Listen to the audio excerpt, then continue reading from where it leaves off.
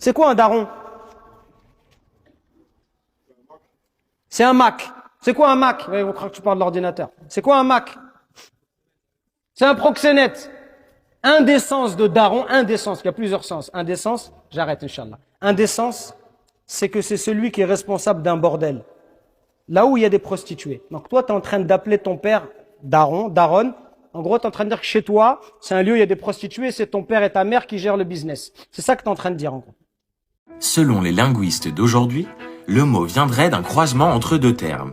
Dame, qui signifie seigneur, et baron. Pas de doute ici. Le daron, c'est le boss. Eh ouais, c'est moi le boss. Mais la première occurrence du mot nous ramène au Moyen-Orient du XIIIe siècle. Dans les Assises de Jérusalem de Jean d'Ibelin, rédigées lors de la deuxième moitié du XIIIe siècle, le daron désigne un lieu bien précis. Le daron, ou darum, est alors une petite forteresse pas loin de Gaza, construite par le roi Amaury, non seulement pour protéger les frontières du royaume, mais aussi pour traiter le paiement de l'impôt auquel les habitants de la campagne étaient soumis. Voici notre redevance. Voici notre redevance, monseigneur. En gros, le daron, il est là pour surveiller. En témoigne cet extrait du livre, en moyen français dans le texte. Il advint qu'un homme, qui eut nom Pierre, tint le daron comme sien en temps de trêve. Guerre fut, et le daron fut perdu. Pierre y mourut, et demeurèrent ses deux fils sans avoir saisine du daron, ni de quoi que ce soit qui de sa seigneurie fût. Puisque le mot daron évoque le pouvoir et la surveillance, plus tard, il prend le sens de maître de maison, à l'image du mot patron. C'est moi le patron. C'est moi le patron. Le mot conserve cette signification jusqu'au XVIIIe siècle, où on le retrouve dans un dictionnaire argot français de 1725 pour désigner le maître ou le père. Au XIXe, dans le langage des commerces populaires, voire illégaux, le mot daron désigne le patron, et plus précisément, le tenancier de cabaret ou de maison close.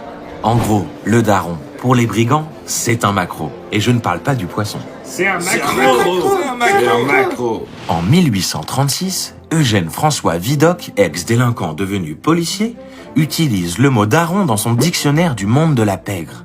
Pour Vidocq, le mot daron veut dire père. Mais il propose également une autre expression avec notre mot, le daron de la rousse, pour désigner le préfet de police.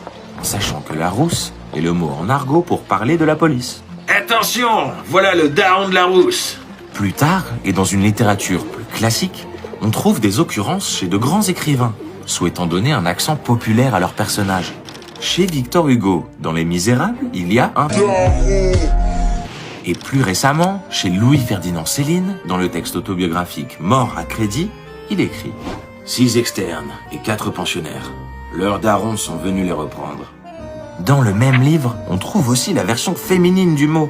Il me parlait souvent de sa daronne, mais jamais il me la montrait.